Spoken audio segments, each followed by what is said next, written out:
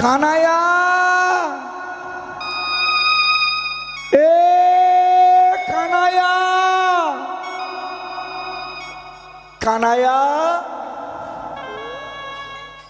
মারে শ্রীদাম সুদাম দাম বসুদাম মধুমঙ্গল সুবাহু মহাবাহু স্তোপ কৃষ্ণ বলিভদ্র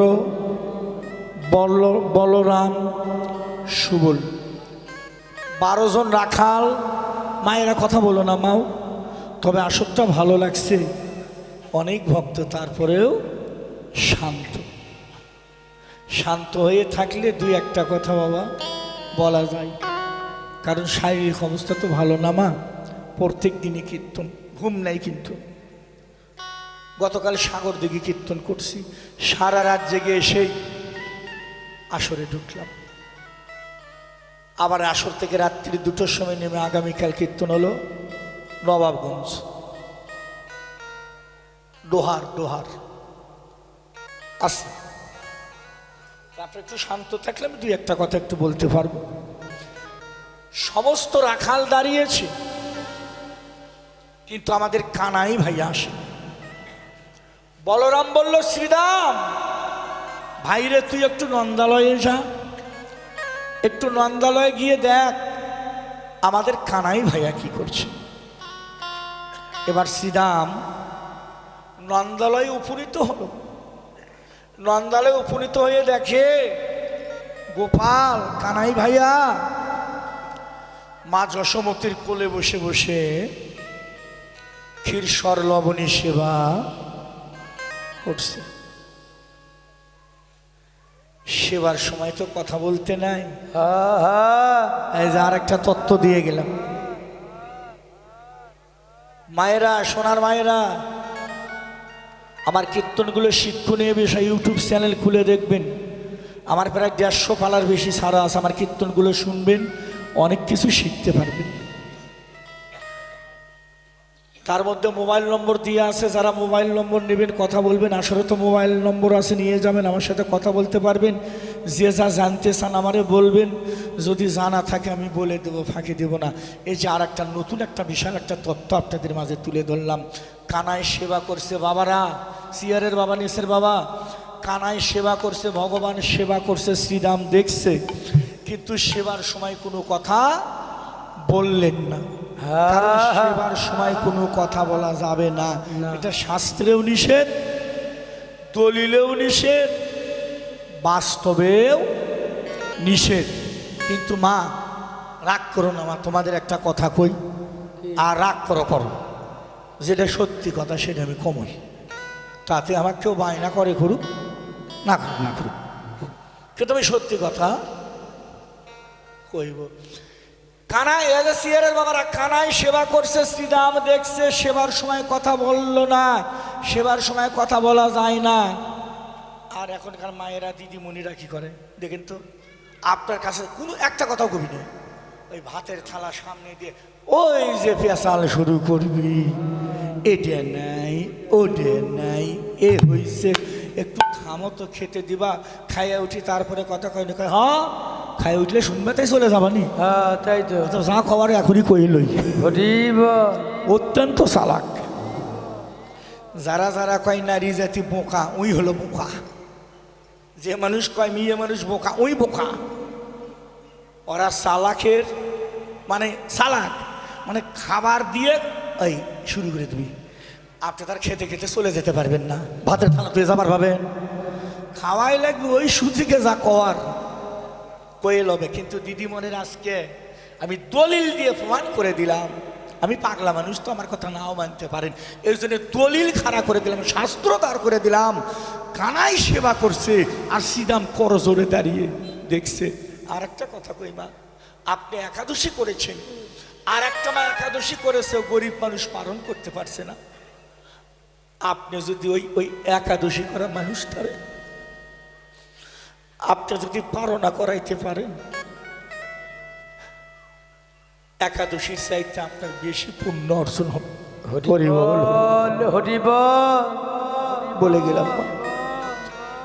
নিজে সেবা করার চাইতে কে বাবা, নিজে সেবা করার চাইতে সেবা দর্শনে বেশি আনন্দ।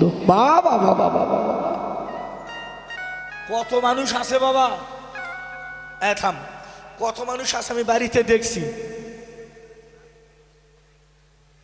একটা কিছু হাত দিয়েও ছয় না, ছয় না, কাজ করে না, বাড়িতে কোনো কাজই করে না। আবার কীর্তনে এসে দেখি ওই মানুষগুলোই কত কষ্ট করে ওই প্রসাদের বালতিটা হাতে নিয়ে ভক্তের দ্বারে দ্বারে বাড়িতে গেলে একটা কাজও করে না।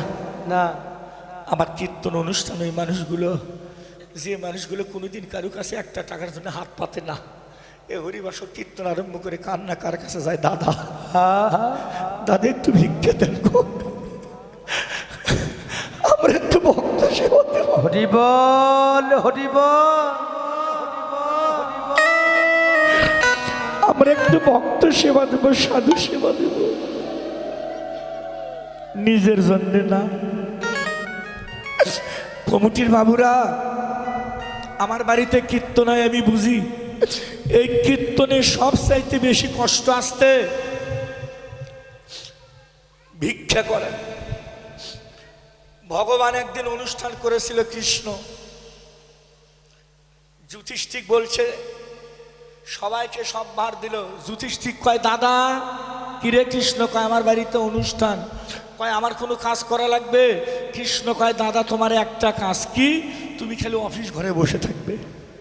হরি বল, হরি বল। সবাই সব কাছে দায়িত্ব পায় বাবা, অফিসের ভার কিন্তু সবাইকে দেওয়া যায় না, একমাত্র বিশ্বস্ত লোক ছাড়া অফিসে বসানো যায় বাবা।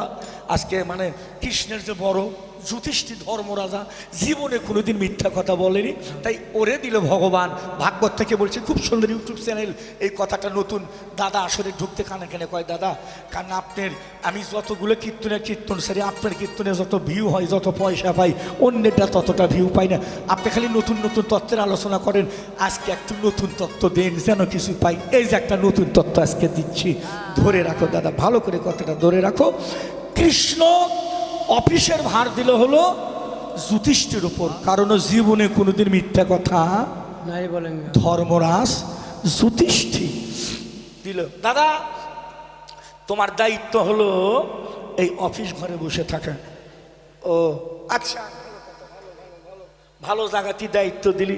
যুধিষ্ঠির আনন্দ ধরে না, কৃষ্ণ আমাকে মান দেয়, সে ভগবান হয়েও আমারে মান দিল, অফিসের দায়িত্ব দিল, এটা খেলা ব্যাপার নয়। এ ভাই, এই কৃষ্ণ শোন, কি দাদা, দাদা ও দাদা বলো, আচ্ছা আস্তে আস্তে আস্তে, এই তো ঘন্টাটা একটু আসতে পারবে না, এগুলো শোন ধর্মন, বাবা না থাক, কমই নেই। দাদা, ও দাদা, দাদা, এ কৃষ্ণ, এই কৃষ্ণ, এই যে বাজার করার দায়িত্ব কার উপর দিলি, বাজার সদা, কয় দাদা, দাদা এই বাজার সদা করার দায়িত্ব ভার দিলাম হলো সহাদেবের উপর। ও না, ও ভালো, ওর হিসেব পাতি ভালো পারে, ঠিক আছে। আচ্ছা এই কৃষ্ণ, এ ভাই, এই যে রান্না করার ভার কারে দিলি, পরিবেশনের ভার, কয় দাদা রান্না করার পরিবেশনের ভার দিলাম, রান্নার ভার দিছি হলো নকুলের উপর, কয় না এটাও ভালো, ভালো রান্না করতে পারে, ঠিক আছে। আচ্ছা ভাই কৃষ্ণ, ঠাকুরদা ঘন্টাটা একটু আসতে বাজাই, এই কৃষ্ণ, আচ্ছা ভাই এই যে পরিবেশন করার ভার কার উপর দিলি, কৃষ্ণ কয় দাদা পরিবেশন করার ভার দিলাম হলো ভীমের উপরে। ধর্মরাজ যুধিষ্ঠির কয় ভাই এই যে আগের যে কয়টা কাজ করছি সব ঠিক, কিন্তু এই যে পরিবেশনের ভার যে দিলি যুধিষ্ঠির উপর, ভীমের উপর, এটা ঠিক করলি না। কেন দাদা, কয় কেন বুঝিস না, ওই সব সময় খাও খাও করে, ওরে দিছু হলো পরিবেশন, যা রান্না করবি ও খাইয়ে দে ছাপা, ওই একটা ভক্ত সেবা দিবি না, ওই খাইয়ে দে ছাপা করবে। কৃষ্ণ কয় দাদা তুমি তো আমার বড় দাদা, তুমি তো আমার গুরু, আমি ভগবান হলো একটা জিনিস বুঝি, কি সেদিন কৃষ্ণ বলেছিল, বা বিশাল একটা তত্ত্ব দিয়ে গেলাম বাবা, আজ খালি নতুন নতুন কথা মনে পড়ছে। সেদিন কৃষ্ণ বলেছিল, দাদা শোনো দাদা, যারা বেশি খাও খাও করে, এই সমাজেও দেখবা যারা বেশি খাও খাও করে ওরে পরিবেশনের ভার দিবা। হরি বল। পরিবেশন করতে করতে, দাদা আপনি সেবা করছেন, কই কখন সেবা করবো, গন্ধেই ওর পেট, মানে ওর খাওয়ার কথা আর মনেই থাকে না। জয় রাধে। এটা হলো সত্য কথা বাবা, এটা কিন্তু বাস্তব কথা। যাই খাও খাও বেশি করে ওরে দেওয়া ঘর ভার দিবা, দেখবো দিতে দিতে ওই আর নিজের খাওয়ার কথাই ভুলে যায়। কয় দাদা সেবা, কয় কখন গন্ধে পেট ভরে গেছে আর মনে নেই। তে কৃষ্ণ কি বোকা, ওই ভগবান ওই জানে না কারে কি ভার দিতে হবে? কয় সেটা তুই ভালো বুঝিস ভাই, আমি জানি না, তবে আমার চিন্তা ওই যা রান্না করবি ওই যে খাইয়ে শেষ করবি। কৃষ্ণ হেসে উঠলো, ভগবান তো অন্তর্যামী, হেসে উঠলো। যুধিষ্ঠির বলছে, কৃষ্ণ বা 5 ভাই 5 রকমের ভার দিয়ে দিলি। এ কৃষ্ণ, তুই ভগবান, তোর অনুষ্ঠান দেখে তুই কোনো ভার নিবি না। খুব সুন্দর একটা তত্ত্ব বাবা, আমি জীবনে কোনোদিন কোনো আসরে আমি এই গভীর তত্ত্বটা তুলে ধরিনি। আজকে আপনাদের সাত মুখগুলো থেকে ভালো লাগলো, তাই এই গভীর তত্ত্বে একটু হাত দিলাম। কৃষ্ণকে বলছে, কৃষ্ণ যুধিষ্ঠির বলছে, কৃষ্ণ তুই ভগবান, সবার ভগবান, তোর অনুষ্ঠান, ও তুই কোনো ভার নিবি না, তুই খালি বসে বসে দেখবি, তুই ভার নিবি না। কৃষ্ণ, এটা ঠিক না, এটা ঠিক না, তোর অনুষ্ঠান, তোরে আরো বড় ভার নিয়ে লাগতো। কৃষ্ণ কয়, দাদা তুমি তো আমার গুরু, তুমি আমার বড় দাদা। যুধিষ্ঠির যে দাদা, কৃষ্ণ দাদাকে গুরু না, পিতা মাতা আদি গুরু, গুরু জ্যেষ্ঠ ভাই, তার উপরে অধিক গুরু সাধন করে। হরি বল, হরি বল। এই বংশের মধ্যে মায়েরা, ওই বংশের মধ্যে সবচাইতে বড় হলো যুধিষ্ঠির। যুধিষ্ঠির বড় কেউ নাই, যুধিষ্ঠির বড়, কিন্তু যুধিষ্ঠির হলো কৃষ্ণরও বড়। তখন বলেছিল, কৃষ্ণ আমি বড় দাদা হয়ে বললাম, এটা তুই ঠিক করলি না, তোর অনুষ্ঠান তুই কোনো ভার নিবি না, খালি বসে থাকবি। সেদিন কৃষ্ণ ভগবান, বীরেন্দা, সুকান্ত দা, এই কথা তোমরাও কোনোদিন শোনোনি, শুনে রাখো। সেদিন ভগবান কৃষ্ণ 2 চোখের জলে বক্ষ ভাষায় বলেছিল, দাদা আমার অনুষ্ঠানে আমি কি ভার না নিয়ে থাকতে পারি? যুধিষ্ঠির বলেছিল, কৃষ্ণ রে তুই কি ভার নিলি? কৃষ্ণ বলেছিল, ওগো দাদা আমি একটা ছোট্ট ভার নিছি। কি ভার? কৃষ্ণ কয়, ওগো দাদা, ও দাদা, ওই যে রাস্তার ধারে যে বড় গেট আছে, দাদা গো, ওই গেটে আমি দাঁড়িয়ে থাকবো দাদা।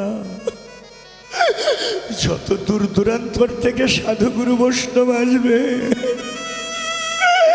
ও দাদা আমি রাস্তায় দাঁড়িয়ে, ওই গেটে দাঁড়িয়ে, দাদা গো আমি যে ভক্তের, আমার নয়ন জলে আমি যে সমস্ত ভক্তের চরণ আমি ধোয়াই,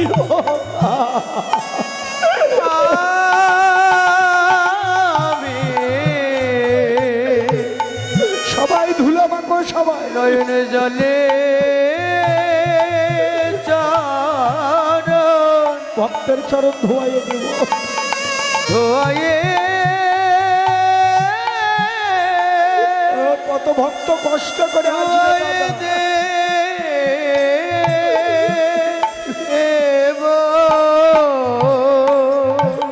ভক্তের যুগল চরণ সবাই ধুলো মাখো, সবাই আলিঙ্গন করো। আমি বক্ষে ধরে আমি নয়ের জলে চরণ আমি ভগবান হয়ে ধোয়ে দিব।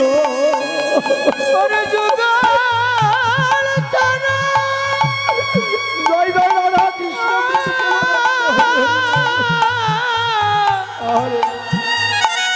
ভক্তি দিয়ে আমি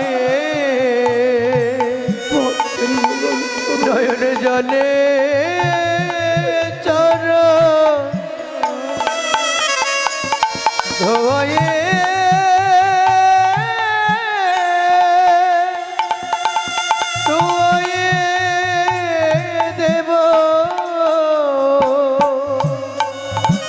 আমি ভক্ত